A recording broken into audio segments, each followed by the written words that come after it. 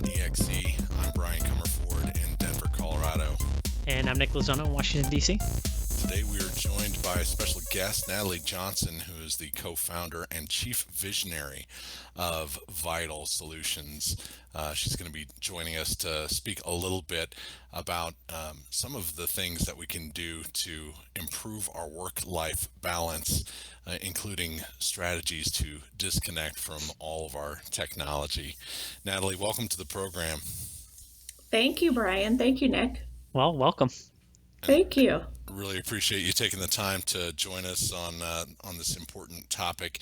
I know that it may seem sort of out of the context of what is usually factored into leadership strategies, but when you consider that we live in an always-on technology centric sort of global ecosystem any longer, it's one of those things that I think is incumbent on all of us as leaders to ensure that we're making part of our work-life balance for our workforce.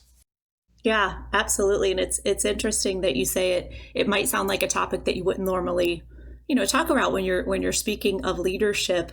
But leaders are expected to perform at really high levels, and I think most of us intuitively get that when we feel better, we perform better.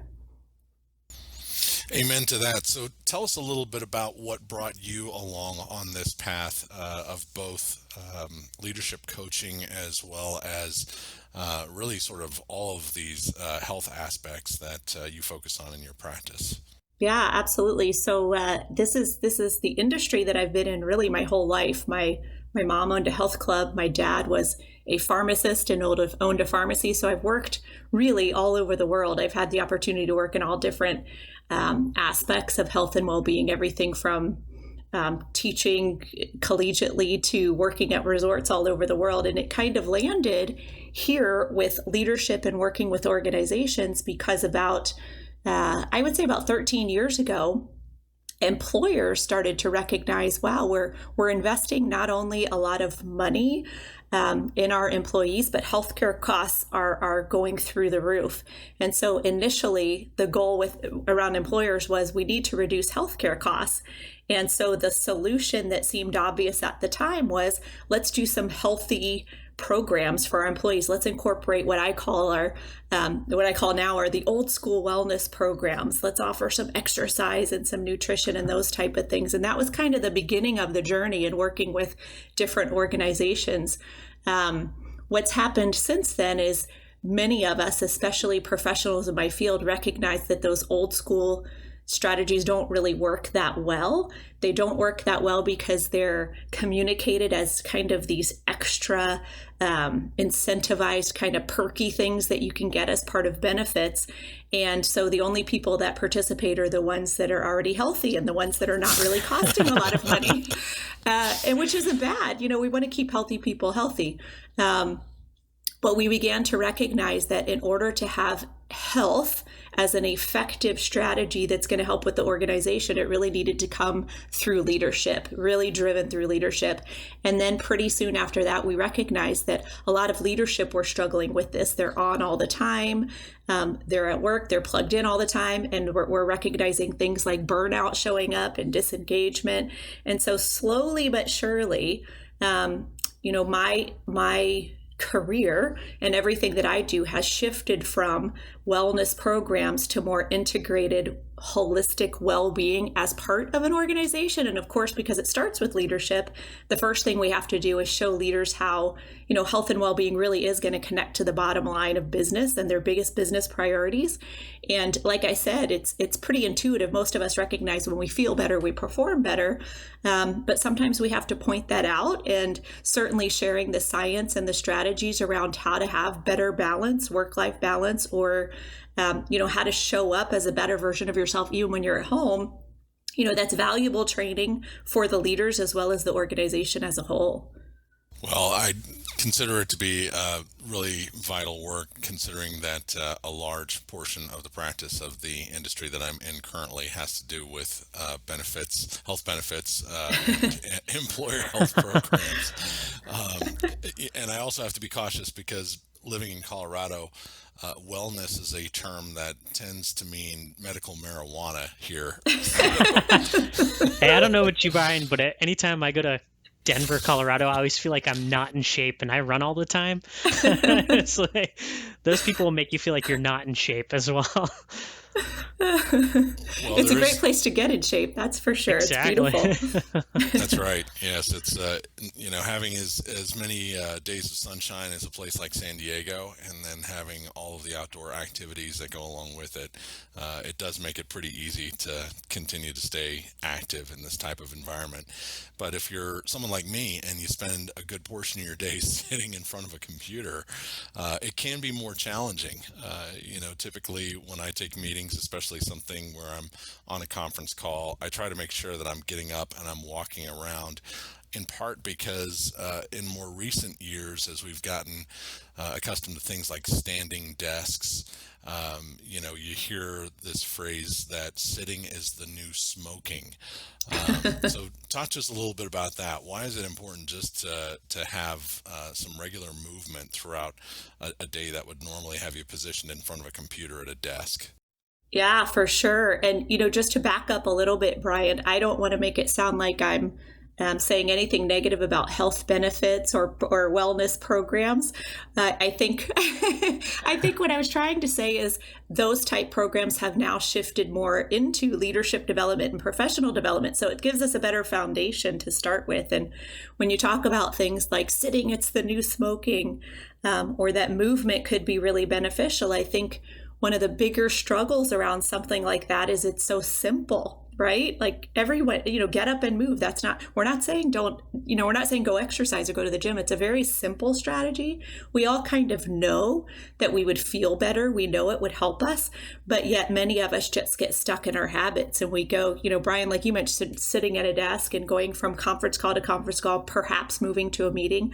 We get stuck in our habits. So there's some real intentionality needed around it. And it wasn't, movement isn't this concept that's new, but it is a concept that is new around performance. So we didn't always have to tell people to move because they were moving. But then we brought in technology and we brought in all this amazing technology where we can do everything we need to from one place. And because we don't have to move, we don't. And our body, it responds to what we do most consistently. And so what we see across the board, especially in the US within leaders, is they think in their head, yeah, I sit a lot. I probably sit 7, 8, maybe 9 hours a day. But if we really take a closer look at how much they are actually sitting and incorporate the commute and how much they're sitting at home, we're sitting, most, especially in corporate leadership, sitting 12, 13, even 14 hours a day.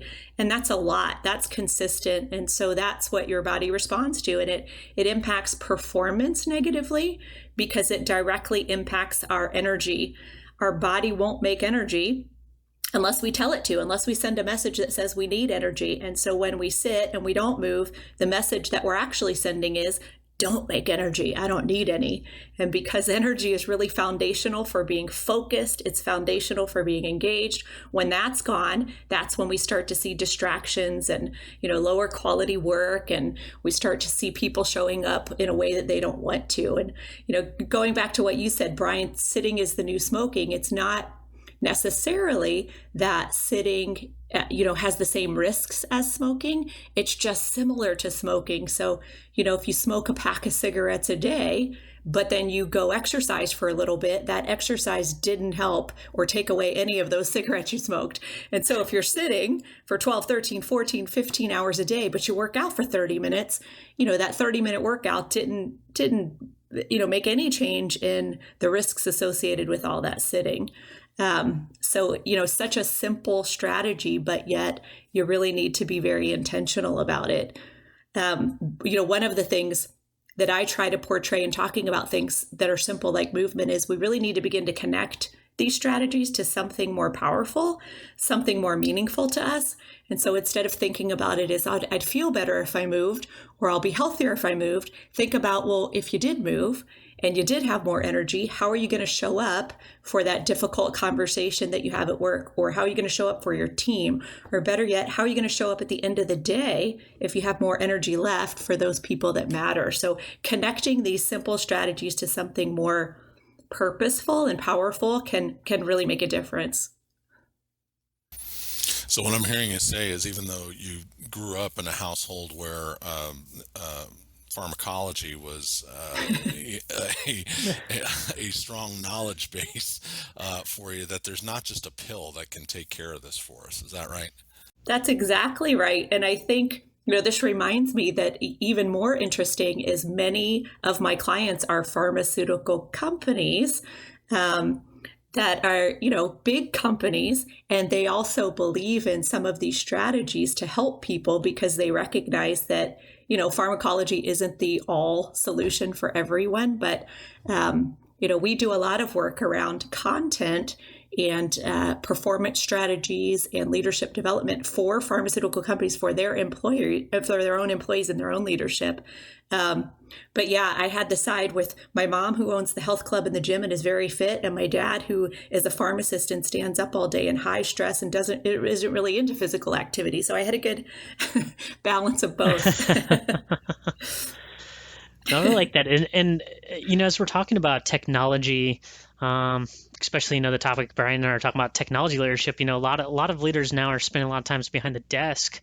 We're expected to be on 24/7, especially in a technology role with server uptime and everything. Is there any drawbacks to, always being connected? I mean, you're constantly reading studies about, the blue light's bad for you, staring at your screen constantly. And, Google and Apple have kind of gone on this path of putting these digital well-being assistants on the phones, telling you how long, how much time you spent on your phone.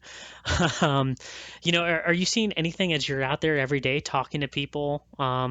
This is having a big impact in them, and what can they kind of do to kind of disconnect?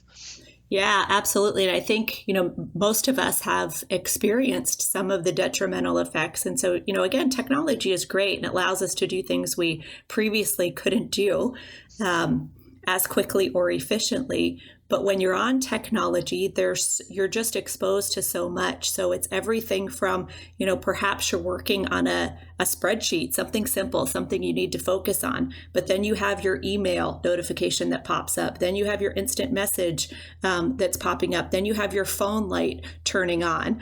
Then you have a conference call that maybe you have to call into. Technology can really be very distracting because there's so much coming at us at once. And what we're seeing in terms of performance and leadership is the more you are plugged in, the more it's impacting your ability to focus and bring mental clarity to, what's going on right now. But it also interferes with, forecasting and planning for the future for yourself, but the future for your company. So the biggest negative impact is how it impacts your brain. And so I mentioned that your body and your brain, they respond to what you're exposed to most, what's most consistent. If you think about what you're doing on technology, almost always you're not necessarily focusing on one thing. You've got one thing popping up, and then there's an ad that pops up, and then again the instant message, and then the lights. So you're almost training your brain in sense to be unfocused. So look here, now look here, now look here, and then wait a minute, what was I doing? There was an ad that popped up, I clicked there. So we're training our brain in a way to be unfocused. And for most of us, that's not what we want. We want to be able to be focused. We want to be able to perform at higher levels and be productive. And technology is detrimental in that way. It's creating unfocus in our lives, and it's very consistent. In addition to that, most technology, everything from phones to TV to tablets to computers, has this blue light. The blue light is very stimulating. So if you think about being on the computer in the middle of the day and being on that spreadsheet and you have the blue light shining in your eyes, that's stimulating. That's telling your body to be awake and alert. That's a good thing. When it becomes bad is when it's time to not be focused and not be stimulated anymore, and it's time to rest, or it's time to go to sleep, and we've got the blue light shining in our eyes because we're on our phone or our tablet or watching TV. That's actually sending the wrong message to the body and the brain, and that's saying be awake, when in actuality we should be getting ready to go to sleep. So I think we're starting to see a lot more multitasking, which we all know and recognize is not beneficial, but also it's creating less focus and less productivity. So good question. No, I like your thing about multitasking. I heard somebody say one time is that humans are actually very terrible at multitasking, and the example was to pat your head and rub your belly at the same time, right? Yeah. Most people can't do it, so they're like, You well, really that's got to proof think right about there. it. Yeah, that you can't multitask. You can't really focus on anything more than one thing at a time. Well, the good news is I think that probably right now we've got listeners who are in a calm, meditative state as they're listening to this broadcast, and there's no other distractions going on. They wouldn't possibly be looking at their phone or Never. Yeah. Well, especially Brian, you have that late night DJ voice too, so that's You kind of sure helpful. born to soothe. So I just had another question because we were talking about distractions and blue light before bed. How much does your amount of sleep you get affect your performance? I mean, at least I know for me in years past, I've always kind of been the person who went to bed at 11 o'clock at night and then woke up at 5 in the morning and got a workout in. And recently I've just been trying to scale that back, and I found I've been feeling a lot better as I've gotten more sleep. I kind of let myself sleep and like more naturally wake up. Do you have any thoughts on that, or have you have any experience with that? Yeah, for sure. So there's a lot of newer research on sleep, mostly because we now have the technology to actually see what's happening in the body and the brain when we're asleep. So in the past, we thought, well, sleep is a time of recovery. It's when the body is recovering, the muscles, the heart, the arteries, and we know that that has to happen. And a lot of people, including myself, get into these habits of, but I still feel all right. When I only get 5 or 6 hours of sleep, I still feel all right. And so I'm just going to go with that. Let's be awake, get more done. I don't need this sleep. What we know now is that everyone needs somewhere between 7 to 9 hours of sleep, and that there's more going on than just the physical recovery. This is the time when you are laying down short and long-term memories. This is when your brain is actually absorbing everything you learned during the day. There's a lot of hormonal processes happening in the body and the brain, and if we don't get full sleep in, our hormones get off balance. And what we know today, and I get this research from the sleep specialists of a sleep wellness company that I work with, is that majority of people are sleep deprived, but they think they're okay because they're so used to being sleep deprived, they think it's normal. And so their lack of focus, them feeling tired, them showing up in a way that they don't want to, they just think that's normal because they've been living with it so long. And, I was one of those people. I went with 4 hours of sleep for many, many years and just said, I get more done. I don't need more sleep. I feel great when I wake up. But it wasn't until I really started to look at, okay, but I feel great when I wake up, but how long does that last? In reality, it lasted about 30 minutes. And really just noticing my inability to be present, my inability to focus, my inability to be in the moment, to be calm, and kind of just getting into this mode of just next all the time. And it wasn't serving me. And so we know, things are happening in terms of our body that people who are getting, and Nick, you might want to listen to this one if you're still sleeping 11 to 5, people who get 6 hours. I don't do that anymore. Okay, good. It's yeah. good to hear. Yep. It's that. So people who are getting on average only about 6 hours of sleep tend to eat about 564 more calories a day because they're not really tuned in to their hunger signal. Their hormones are off, and they're often grazing and reaching for food. So they feel exhausted. They feel tired. Maybe they're not feeling the way they want to. And so they tend to reach for food. And so there's studies that show you eat about 564 more calories when you get 6 hours of sleep specifically. And then if you go anything lower than that, it's equivalent to, and I don't remember the numbers off the top of my head, but it's equivalent to a very specific blood alcohol level that's something like it's the equivalent of 4 beers and then trying to go drive, that you're just not functioning well. You're functioning, and you might think it's normal because you're used to it, but you're not functioning well. And everything from health to safety, to productivity, to performance, it's all impacted. I can believe it. Nobody ever makes, bad decisions when they're under the influence, do they? It's like... Exactly. Exactly. Well, and this brings up another point that I'd like to talk with you about, just in terms of prying ourselves away from screen time, and being, deliberate about it.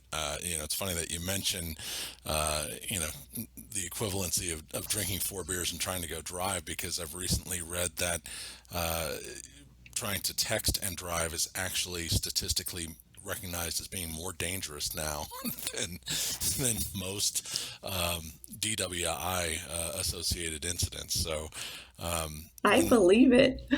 I believe it. when we've got screens of multiple types trying to grab our attention all the time, how do we be more deliberate about prying away from screen time?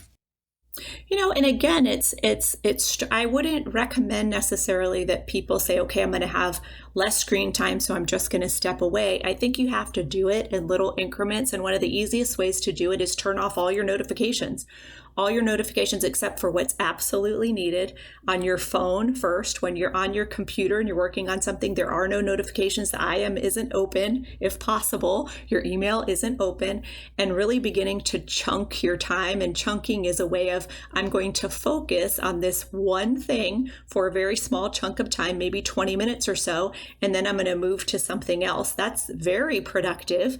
And then for most people, turning off notifications can produce some anxiety. And so thinking about, well, I'm going to turn notifications off for 20 minutes, what could possibly happen? It's a little bit easier to do. And so things that I've seen work is, first and foremost, turning off the notifications, getting the technology that you don't need to be engaged in out of sight. So not just your phone is turned down so you can't see it, but it's not even in front of you. You're not even thinking about it. Getting it out of sight when you're in the car, getting it out of sight when the people and the things in front of you are more important. And then you can just make them less attractive. There is on the iPhone, something I discovered is you can turn your iPhone to black and white, so there's no color. It's super unattractive when it's only black and white. You're way less tempted to look and see what's on there. And I recommend to people to start small. Start with just turning off notifications while you're on your computer. Then move to turn off notifications on every app that you don't need to be informed about, every time something happens. And then start chunking your time, that I'm going to focus on specific projects with no technology for short chunks of time, and building on that. It does take some intentionality, though. You have to make it happen, because it won't happen by accident. So, telling people what it is you're trying to accomplish and why can help a lot, because they'll ask you about it. I know when I first started incorporating some strategies with my technology, specifically my phone, I didn't want my phone around when my kids first got home from school. So I would tell them, listen, I'm trying to put my phone away, so I'm not paying attention to my phone because you guys are important to me. Tell you what, they speak up immediately when that phone comes back out. Thought you weren't going to be on your phone. How come your phone's back out? So telling people really can help as well. So that's nice, giving the other people around you, to force you to be accountable for what you say you're going to do, right? Yeah, and I think, and this is part of time management too. I think a lot of different organizations and leaders experience, the whole strategy of only check your email 3 times a day during these 3 times. You really do train people what to expect. And if you're the person that's constantly respond, you've trained them to expect that. You can train them differently, that, they only check early morning, midday, and afternoon, and that's it. So creating some rules around it as well can help. No, I really like that. I've done that before in the past too. Only check my email a couple times a day. It's that whole reward the behavior you expect, right? Right. Yeah, and I've done the whole thing too about, trying to be more present recently. And when I get home, I drop my phone on the table and I literally do not touch it. It's just one of those things. After I sat and thought about it for a while, I was like, well, what is so important that I absolutely needed to know right away? Because, in my it's still a phone as well, too, right? Right. If the server room in my office is burning to the ground, somebody's probably going to actually just phone call me. They're not going to just send me an email or a text message, right? Right.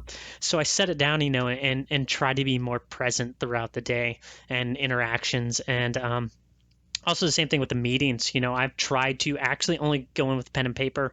Before I used to be total Evernote guy, put everything in Evernote, type it all on my computer. Now I just don't even take my computer with me.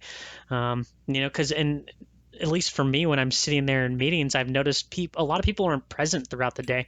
They're buried in the technology, and that's one of the things I tried to get away with. So it's kind of good to hear you say those things and see that I'm kind of taking some of those steps as well, even though I didn't know I was doing that. But it's kind of nice to see that I'm doing that as well. Well, and I think even in your example, Nick, if you come into a meeting and you're leading the meeting, how does it feel to have everybody with their laptop open and you can tell they're distracted? How does that make the other people feel around you when you're, checking your emails while they're trying to have, somewhat important conversation? It impacts you definitely, but it's also impacting the people around you. Okay, you're both making me feel like a very bad boy. Because even though I've heard that there are studies that your memory retention is better if you physically grab a pencil and write something down on paper, I just tend to take notes much better when I'm actually able to type. And I tend to be one who organizes things on the page after I go through a meeting, which also helps my retention. So I'm probably not going to be the poster child anytime soon of helping to break away from additional screen time, especially in meetings. I don't check my email though during meetings. So, well, Brian, that makes me think of, I think there's a lot of people like you that they're going to say, I need to take the notes on my tablet, or I need to take notes in my laptop. And I don't necessarily think there's anything wrong with it. What happens when you're typing and texting is it's very automated.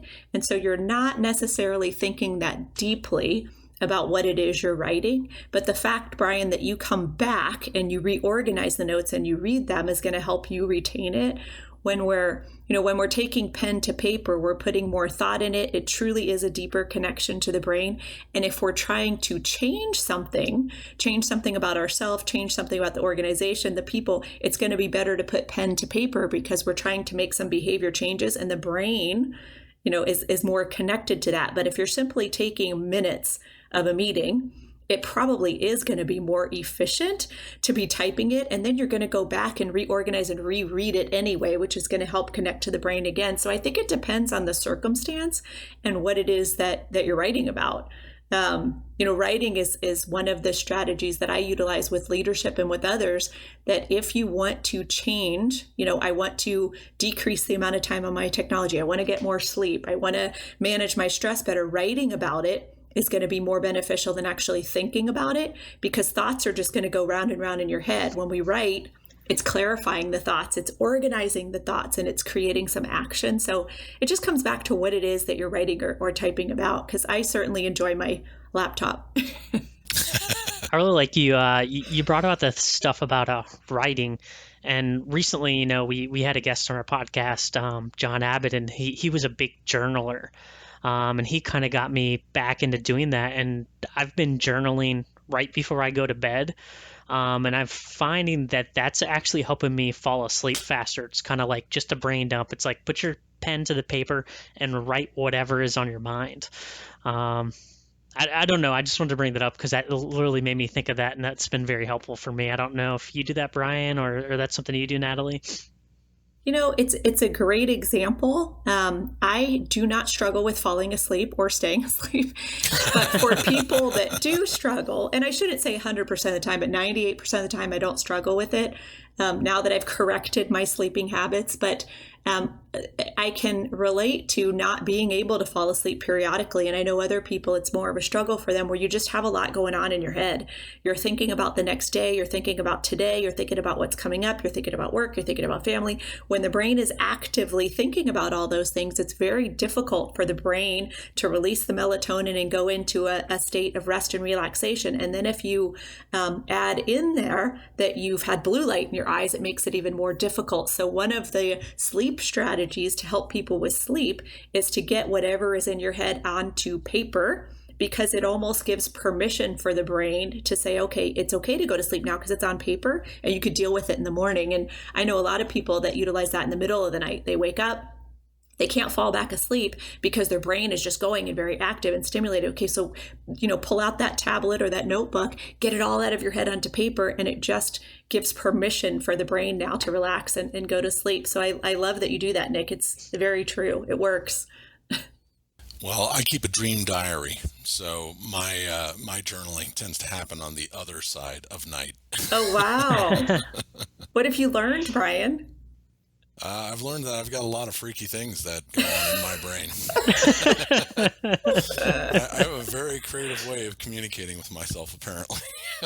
But I'm also a meditator, and I do try to meditate most days. And at various times during my life, I've been much better about sitting for much longer periods.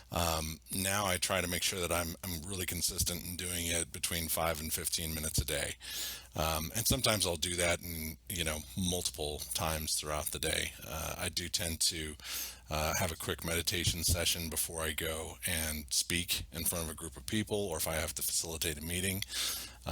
But in the morning, I also find that meditating as soon as I've gotten up, and by that I don't mean laying in bed after my alarm's gone off. You mean you're just giving yourself an extra 15-minute snooze, Brian? Right, that's called snooze. Yeah, exactly.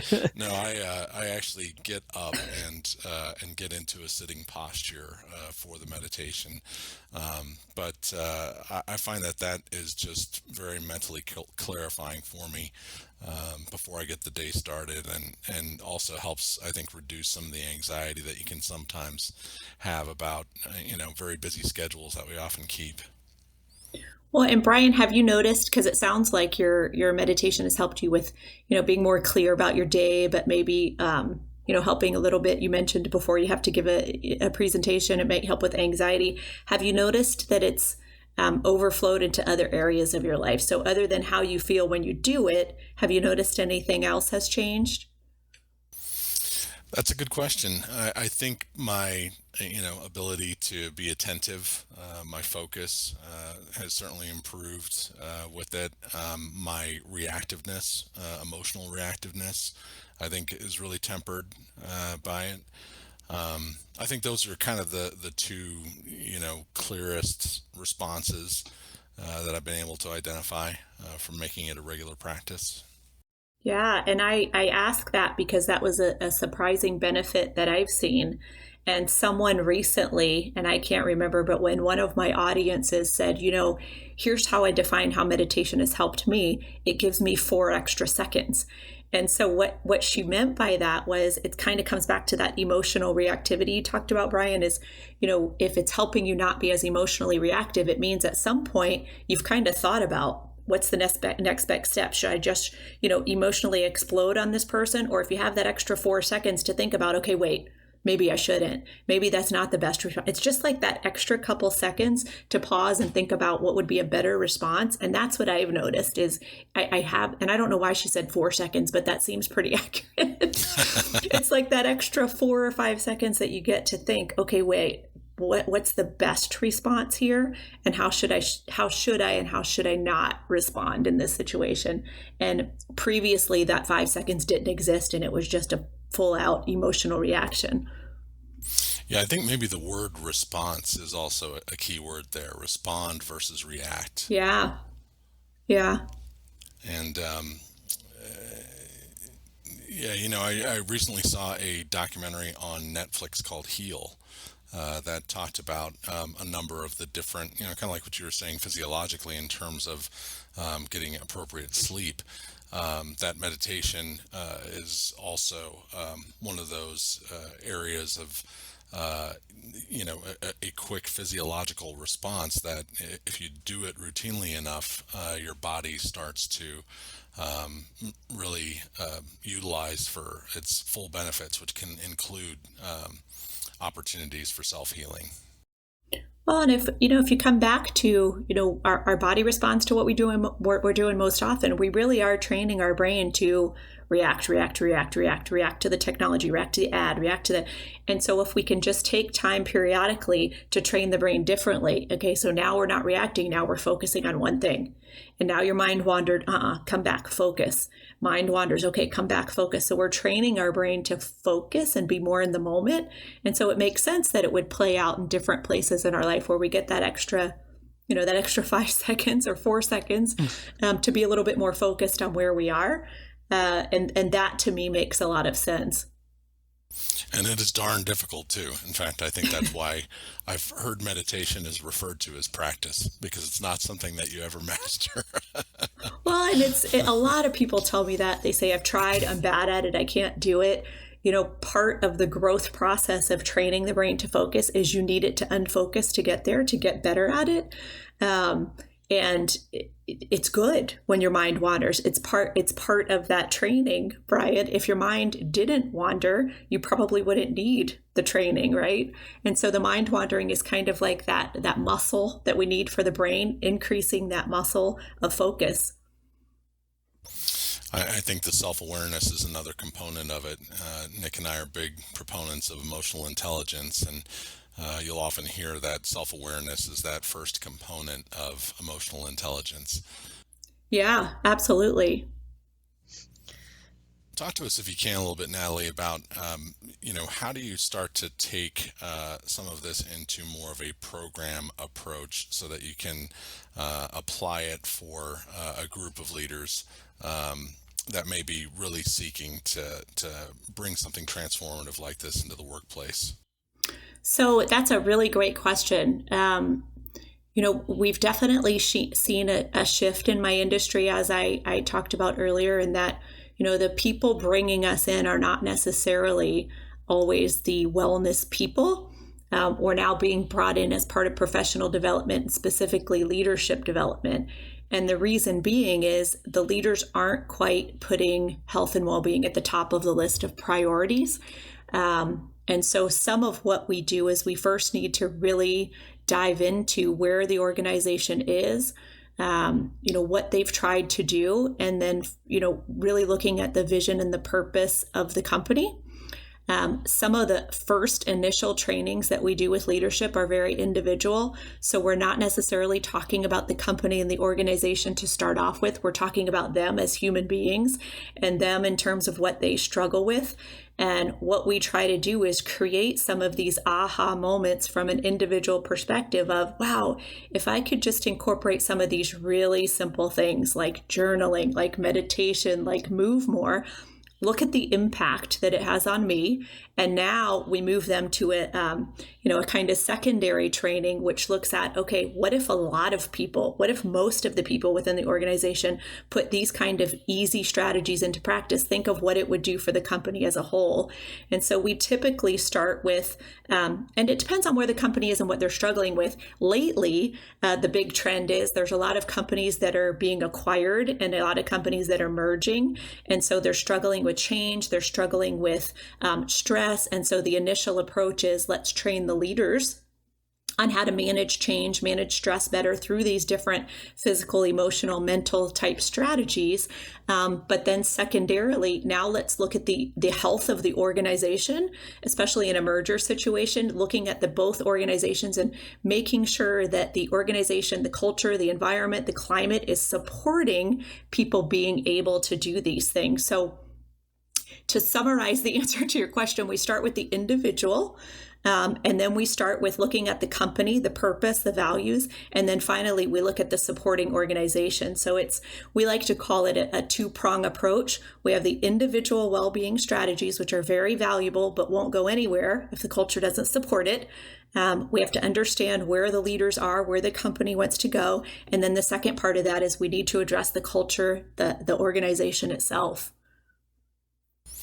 That's great. And I would say that during this era where we see a lot more of these corporate culture differentiators kind of trotted out, as we've got recruiters out there.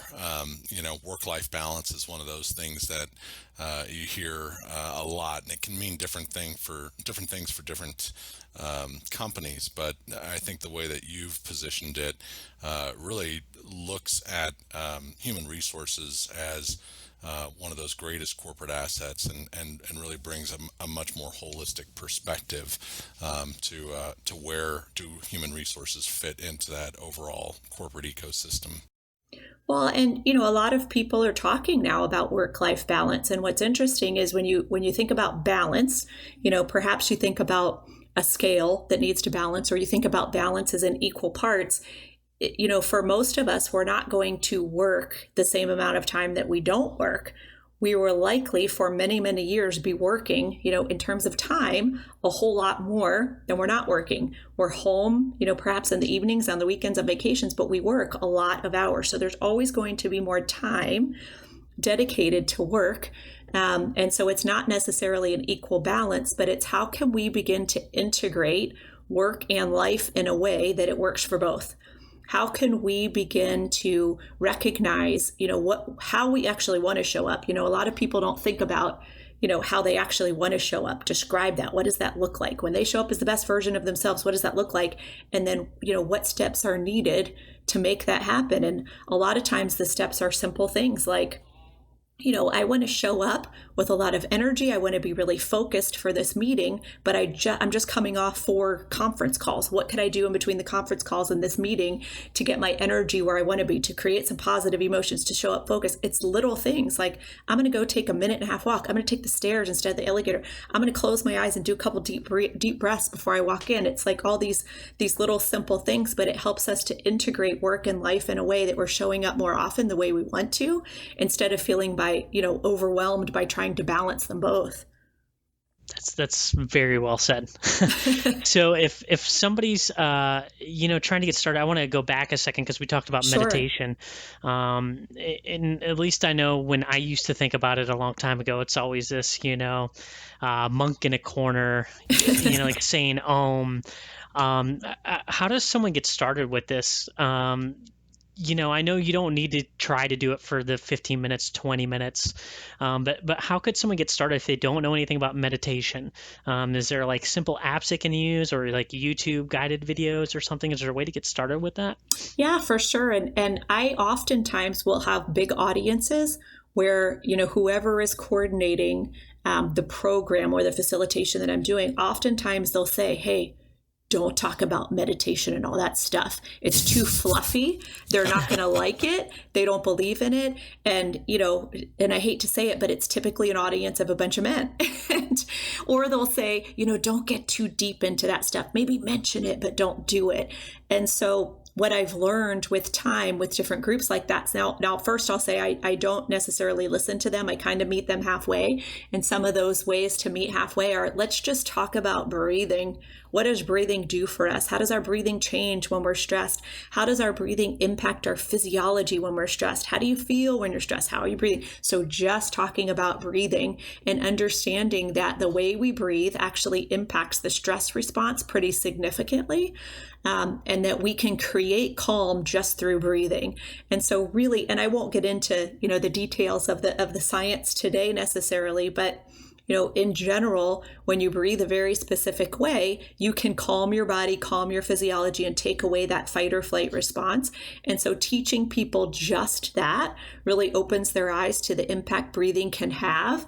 And then once they've established that, taking it a step further, well, what if we were to train our brain and our body to be more focused and relaxed more often throughout the day? How would that help you? And then there's a lot of science to support meditation and what it is doing to the brain and how it is helping to train the brain to create focus and clarity.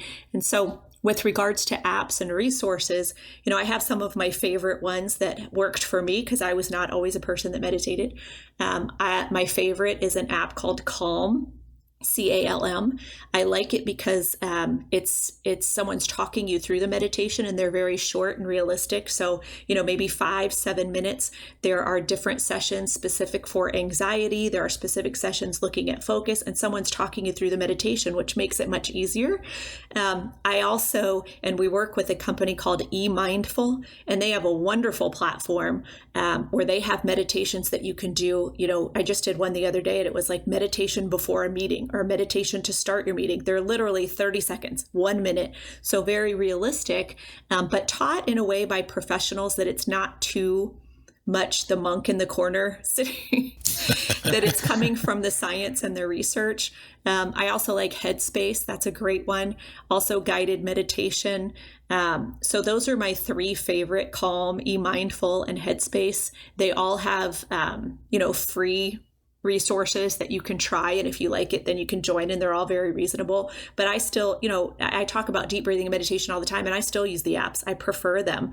I like to hear someone telling me what to do instead of me sitting there thinking, okay, Natalie, just focus on your breath. My mind wandered. Now, someone's at the door, and now did someone just IM me? If someone's talking me through it, I'm much better at it. Those are great resources, and I'm familiar with a couple of those. I think Nick was more worried about, looking like a monk, because when he hears someone like me talking about meditation, he knows that I've got a shaved head, so I'm already halfway there to looking like a monk. No, it's okay. You know what? I didn't realize for years, I used to love swimming, in a pool and doing laps. Yeah. And basically overthinking, I was like, I'm basically meditating. It's like I don't have any music, I don't have any distractions. I'm just, doing a repetitive motion and controlling my breathing. So meditation's there in the form of exercise, I feel like, too.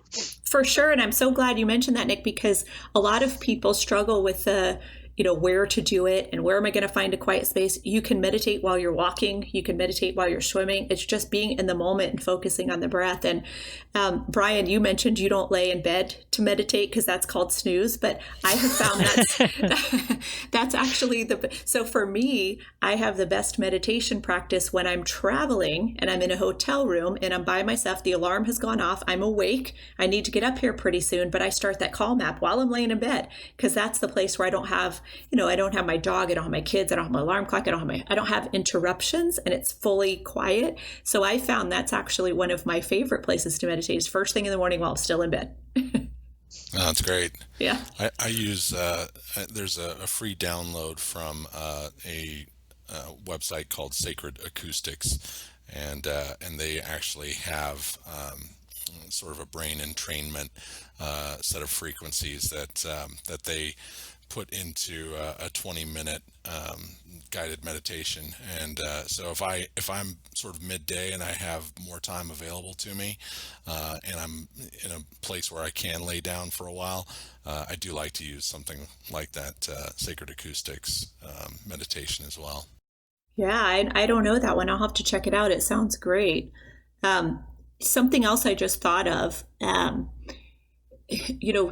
different organizations and leaders are recognizing certainly the benefit of being more focused, but they're recognizing the benefit of managing stress better. And so there is some different biofeedback mechanisms that employers are using at work to help people breathe in very specific ways to manage their stress better. And, the one I'm most familiar with is heart math, and they really approach it from a very science and research perspective. They're not talking about yoga. They're not they're not, in the corner doing, it's not Brian in the corner with his bald head doing meditation.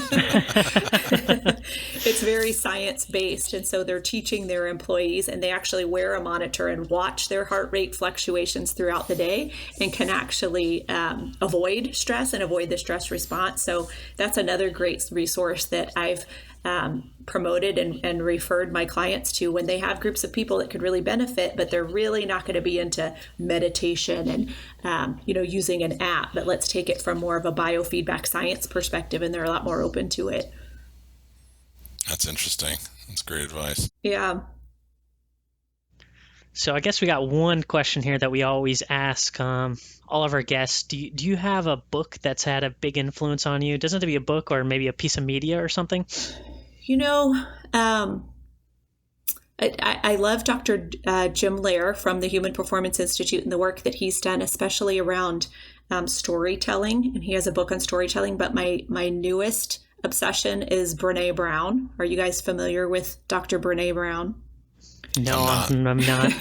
So Dr. Brene Brown, she's very popular right now. She's like the in thing. She's a researcher at the University of Houston, and all her now research, I think I know what you're talking about. Yeah, all Yep. her research is based on the power of vulnerability, specifically in leadership, and how shame and blame can get in the way. She's done a lot of work on empathy, and she's got 5 different books out now, but her latest is called Daring Leadership, and it's by far, at the top of my list.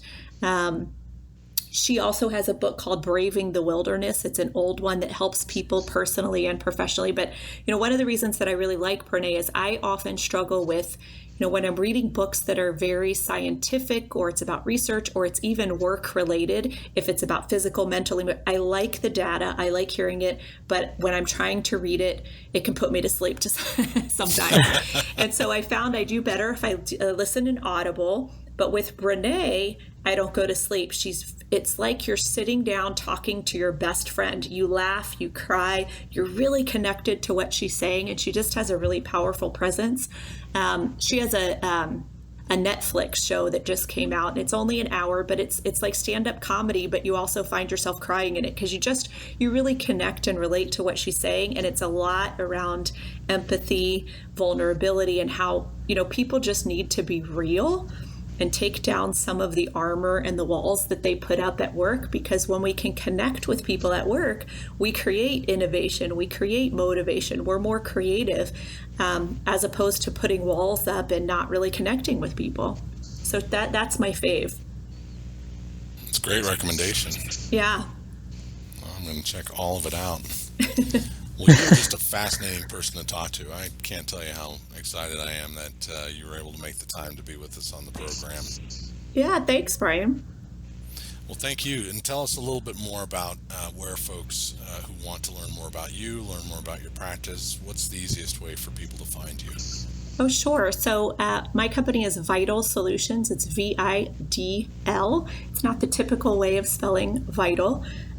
We believe that the main components that are necessary for creating healthy leaders and organizations is that we need to focus on vision.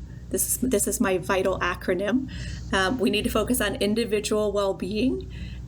We need to develop culture, and we need to address leadership. So that's our ViDL. So we're ViDL Solutions.com. We're unique in that we address both individual holistic well-being strategies, but we also address the organization. Typically in my industry, you find that people do one or the other and not both.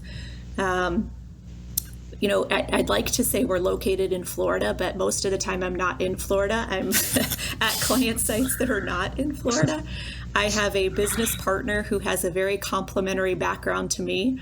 My background is in exercise physiology, performance psychology, and performance nutrition. She has a lot of background in organizational development and health and behavioral health. So we have very complementary backgrounds, and we're able to address not just the people within the organization, but the structure of the organization as well.